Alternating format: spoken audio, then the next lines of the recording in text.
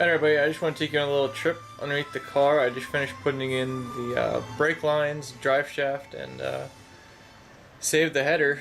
She's good to go underneath, and of course the exhaust work that's yet to come.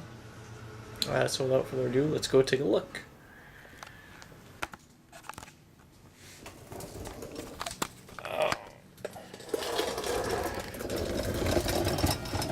So as you can see, everything underneath here is almost brand new. I apologize for the bright light. That's the only way we're going to see something in the back. Suspension work, all pretty much brand new, refurbished, painted, what have you. What I should have done though is definitely should have taken the front subframe out and given it a good once over. As you can see, freeze plugs are all new, just waiting on the header, and of course the coolant drain sensor, coolant drain plug. I still have to replace that. I did not redo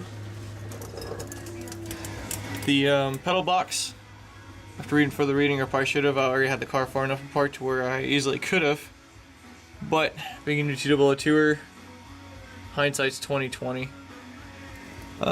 On that, gaskets up top are also redone. I did redo the gasket for the distributor housing and go from there. Everything's painted. The one thing I did add to the oil drain pan was an oil temperature sensor. It's hooked up down here. I shouldn't have any interference with the crankshaft whatsoever. I already ran the crank over once, so that's all good. I upgraded to an ST front sway bar. Ireland Engineering N-Links. The rear sway bar is an ADCO unit. Drive shaft remanufactured by Ireland Engineering. Everything's new or refurbed, like I said before. The gabo just got put on. Everything runs pretty smooth. Haven't really had any problems. The shifter got rebuilt with I want to say that was an Auto Solutions unit that got sent to me. Shifts pretty well. I do have a little lean, though it doesn't sit completely in the neutral position.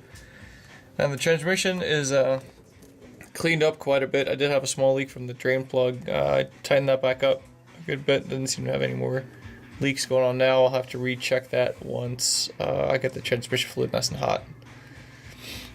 I POR'd most of the underside of here because it looked pretty bad.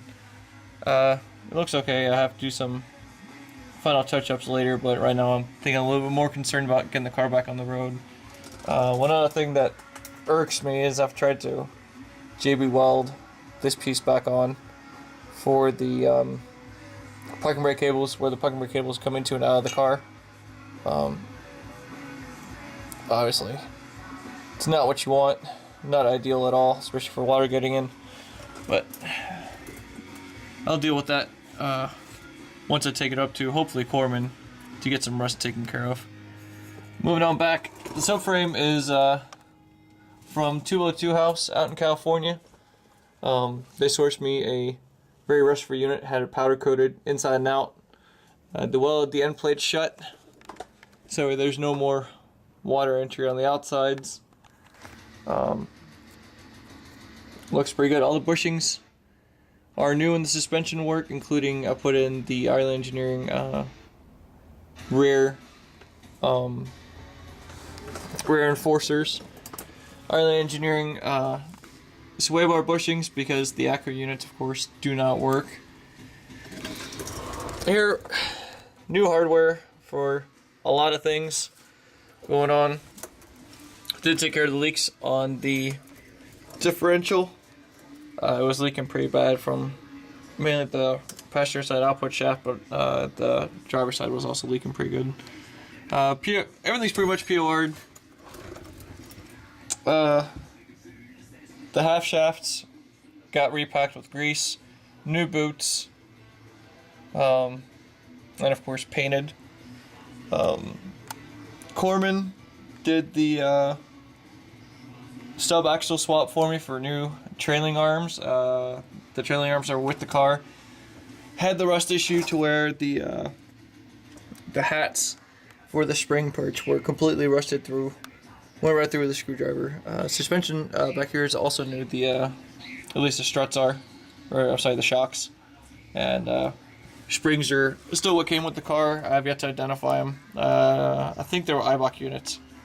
The front's been cut. I took about a half a turn out of the front because I did add fixed camber plates. But I think I need to take out at least another quarter turn, maybe another half, for my liking. But let's get the car running first, and cutting a turn out of spring's not too bad. Brake lines, of course, are all new, pre-bent stainless steel lines, and then stainless steel flex lines as well.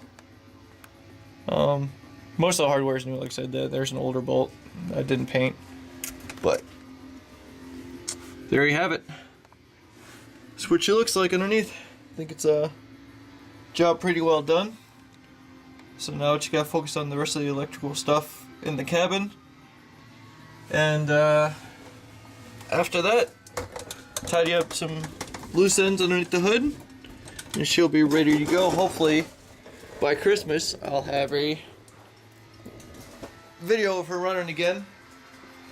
That's about it. Hope you guys enjoyed the tour.